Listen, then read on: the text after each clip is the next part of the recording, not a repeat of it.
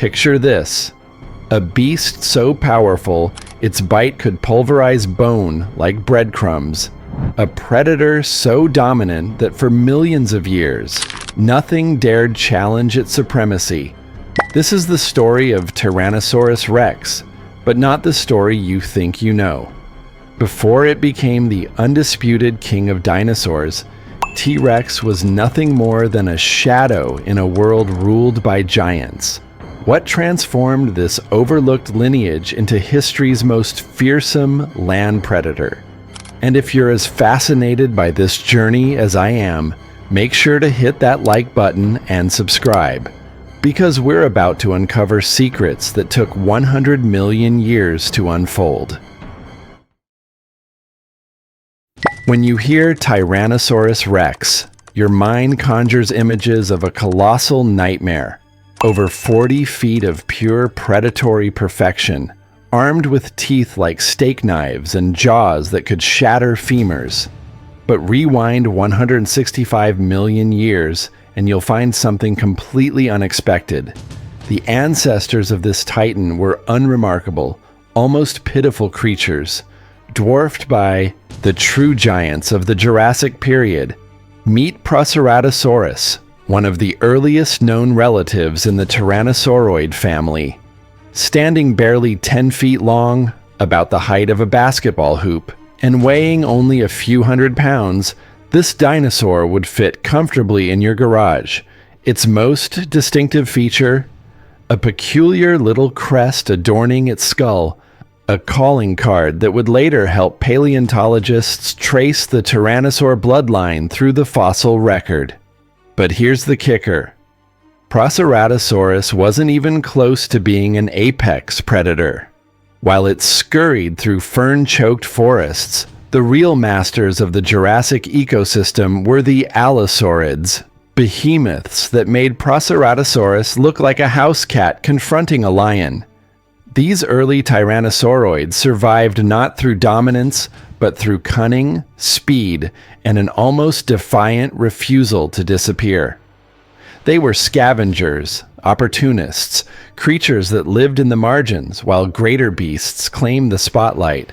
Yet within this humble frame lay the architectural blueprint for something extraordinary. Long skulls optimized for powerful bites. Sharp, recurved teeth designed for slicing flesh. Powerful hind limbs built for explosive speed. Evolution had sketched the rough draft. It would spend the next 100 million years perfecting the masterpiece.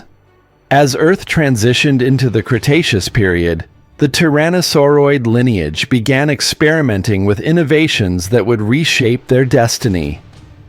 Around 125 million years ago, something remarkable emerged from what is now modern-day China: dinosaurs wearing coats.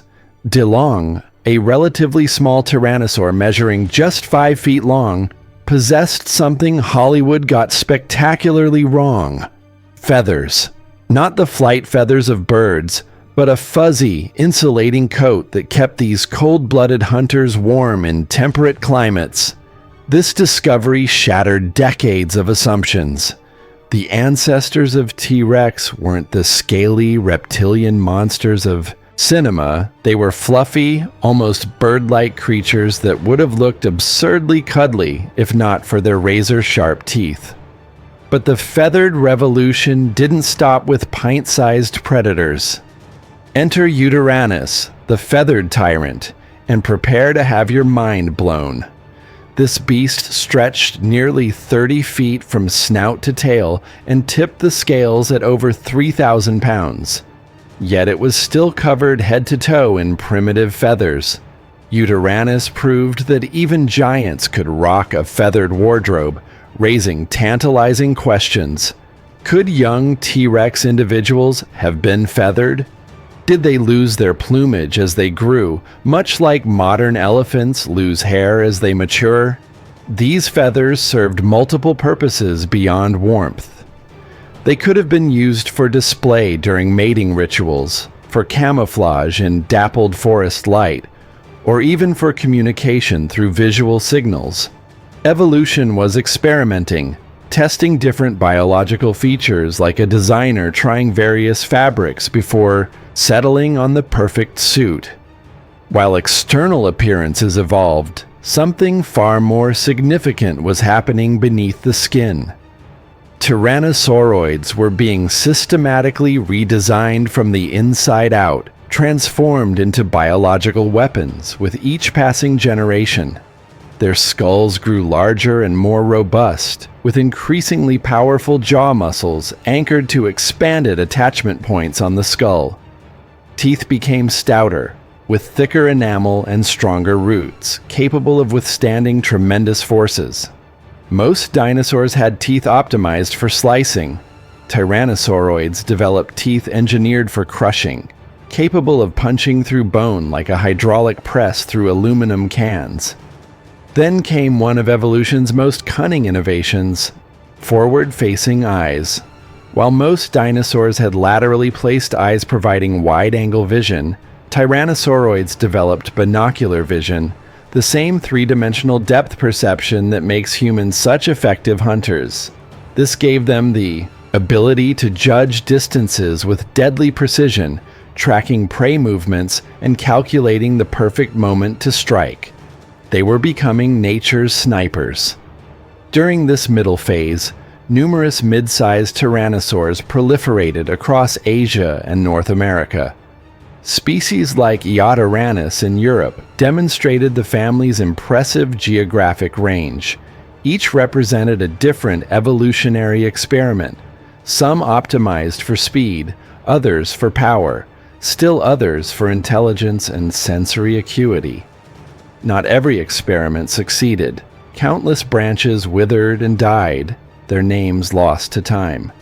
But the survivors carried forward the most advantageous traits, each generation slightly more refined than the last.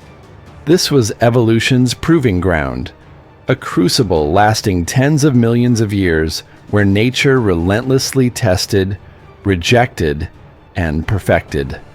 The Tyrannosauroids were being forged like a master sword, folded, hammered, and tempered until ready for their ultimate purpose. By 80 million years ago, Tyrannosauroids had graduated from bit players to supporting actors in the grand drama of Cretaceous ecosystems. They were no longer small or unremarkable. They had become formidable predators in their own right, though the crown still eluded them. Albertosaurus, roaming what would become the southeastern United States, measured up to 26 feet long and weighed around 3,300 pounds. It was a serious threat to medium-sized herbivores, equipped with increasingly powerful jaws that hinted at the destructive potential the family would eventually unleash. But the real action was happening in western North America, where two tyrannosaur species were writing the final chapters before the king's arrival. Albertosaurus, the speedster of the family, relied on agility and endurance to run down prey across open plains. Fossil evidence suggests these hunters may have operated in loose packs, coordinating attacks on large herbivores. Imagine velociraptors, but scaled up to the size of delivery trucks. Daspletosaurus, by contrast, was the bruiser, shorter but more massively built, with enormous teeth and bone-crushing bite forces that made it the apex predator in its ecosystem. This species exemplified raw power over finesse, capable of taking down the most formidable prey through sheer, overwhelming force. This divergence reveals something profound about Tyrannosauroid evolution. They were diversifying survival strategies, exploring different ecological niches like entrepreneurs testing various business models. Some bet on speed, others on strength, still others on social hunting tactics. This diversity was their insurance policy. No matter how environments changed, some branch of the family tree would be positioned to survive and thrive. Meanwhile, other giant predators began declining. Spinosaurus, Proceratosaurus, and their kin, once the undisputed rulers, were gradually disappearing, victims of changing climates and shifting ecosystems. The Tyrannosauroids, patient and adaptable, were waiting in the wings, ready to claim the throne when the old regime finally collapsed. And then, in the closing act of the Cretaceous, approximately 68 million years ago, it finally happened. All those millions of years of evolutionary refinement, all those incremental improvements, all that patient waiting, it all culminated in the emergence of the most iconic predator ever to walk the earth, Tyrannosaurus Rex. When paleontologist Barnum Brown unearthed the first T.rex fossil in 1902 in Montana's Hell Creek Formation, he couldn't have imagined the cultural phenomenon he was unleashing. This wasn't just another dinosaur, this was nature's magnum opus, a creature so perfectly engineered for destruction that it would become synonymous with prehistoric terror. The statistics alone are staggering. T-Rex measured 40 to 43 feet long and stood 13 feet tall at the hip, roughly the size of a single-story building. It weighed between 16,000 and 20,000 pounds, making it one of the largest terrestrial carnivores ever to exist.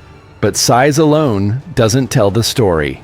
The true measure of T-Rex's supremacy lies in its bite force, the most powerful of any land animal in Earth's history. Scientists estimate T-Rex could generate 12,000 to 16,000 pounds of force per square inch with each bite. To put that in perspective, a great white shark, one of nature's most fearsome predators, maxes out around 4,000 psi. T-Rex could bite down with 3 to 4 times that force, enough to punch through the thick skull of a Triceratops or snap the femur of an Albertosaurus like a breadstick. This wasn't just a weapon for killing, it was a tool for accessing bone marrow, a nutrient-rich food source unavailable to lesser predators. Contrary to outdated movie depictions, T-Rex wasn't a lumbering brute with poor vision. Its forward-facing eyes provided exceptional binocular vision, possibly exceeding the visual acuity of modern eagles. It could spot movement from miles away and track prey with laser-like precision. Its olfactory bulbs, the brain regions processing smell, were enormous, giving it a sense of smell that would make a bloodhound jealous. T-Rex could detect carrion or living prey from vast distances, making escape nearly impossible once it locked onto a target. And despite weighing as much as a small truck, T-Rex was surprisingly fast. Biomechanical models suggest it could reach speeds of 12 to 19 miles per hour, not Olympic sprinter territory, but absolutely terrifying for a multi-ton predator. More importantly, T-Rex likely employed ambush tactics, using intelligence and patience to position itself perfectly before unleashing devastating bursts of acceleration at the critical moment.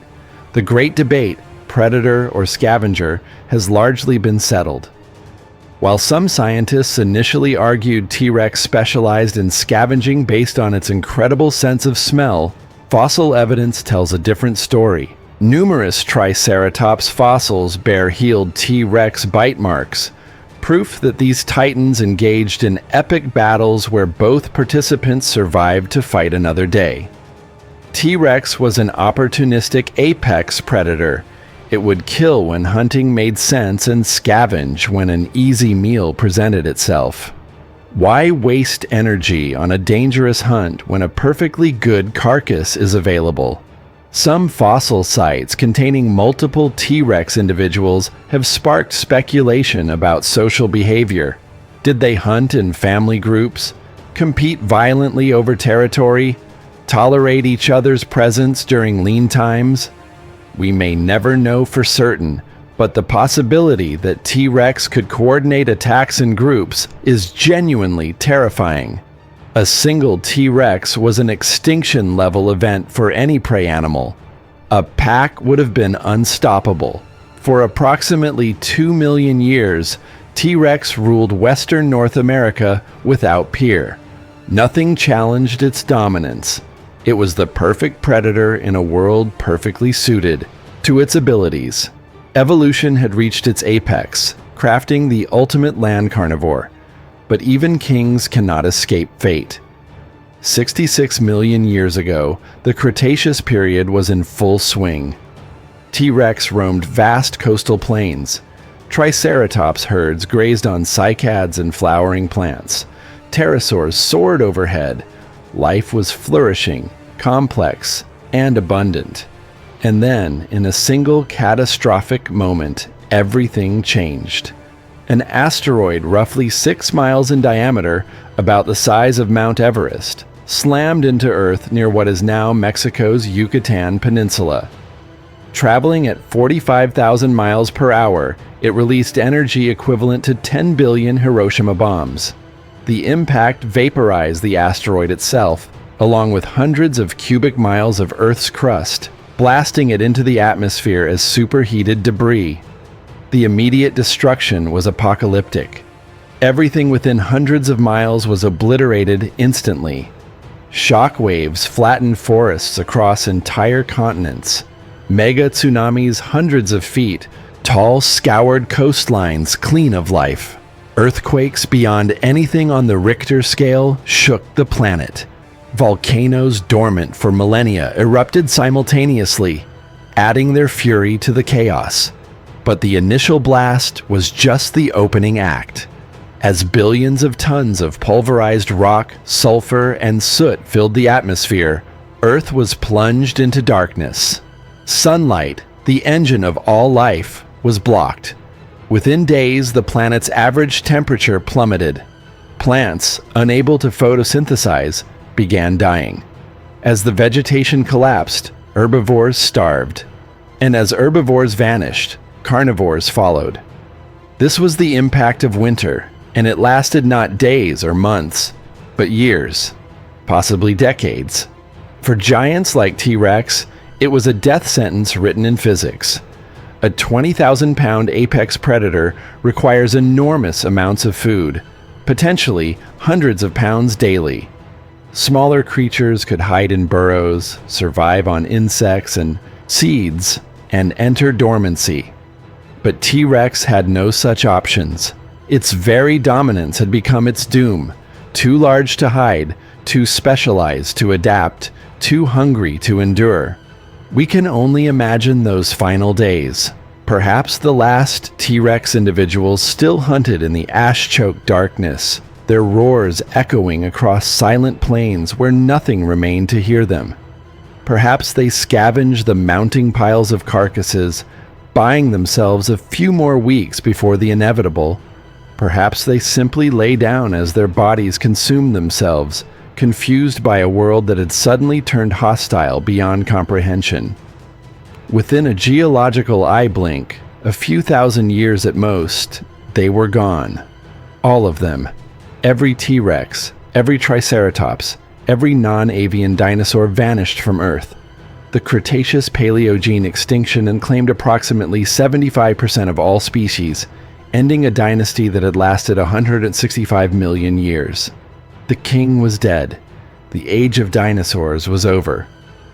But here's where the story takes an unexpected turn. T-Rex never truly disappeared. In the chaos following the impact, while giants perished, small feathered theropods, distant cousins of Tyrannosaurs, survived. They were tiny, adaptable, omnivorous. They could eat seeds, insects, carrion, whatever was available. As the dust settled and ecosystems slowly rebuilt themselves, these survivors diversified explosively. Today, we call them birds. That sparrow pecking at breadcrumbs outside your window? It's a dinosaur. That hawk circling overhead? A dinosaur. That chicken in your backyard? A direct descendant of creatures that once walked alongside T-Rex. Modern birds carry dinosaur DNA, dinosaur skeletal structures, even dinosaur behaviors. When a bird tilts its head and fixes you with one eye, you're seeing the same binocular vision strategy that made tyrannosaurs such effective hunters. The extinction that killed T-Rex opened ecological niches that allowed mammals, previously confined to the shadows, to flourish. These small, opportunistic creatures exploded into the diversity we see today. In a very real sense, we exist because T-Rex died. That asteroid didn't just end one era, it created the conditions for ours to begin. T-Rex's legacy extends beyond biology into culture. It has become humanity's archetypal monster, the embodiment of nature's terrifying power and beauty. T-Rex remains the face of prehistory, inspiring wonder and fear in equal measure across generations. It's a symbol that transcends science, speaking to something primal in our collective imagination. So what did we learn from this 100 million year saga? That dominance is temporary, that adaptability matters more than size, that the humble inherit the earth when giants cannot bend. T-Rex represents evolution's patient genius, the ability to transform an overlooked lineage into the ultimate predator through countless generations of incremental refinement. But it also represents evolution's indifference, the reality that even perfection cannot protect against random catastrophe. Next time you see birds taking flight, remember you're watching living dinosaurs, the last remnants of an empire that once ruled the world. They traded size and power for wings and song, but they survived where their mighty cousins could not. Or would we join T-Rex in the fossil record? Puzzles for whatever intelligent species evolves millions of years from now? The reign of T-Rex lasted 2 million years before it ended in fire and darkness. All are far younger than T-Rex's dynasty. And pray we never have to face the same test.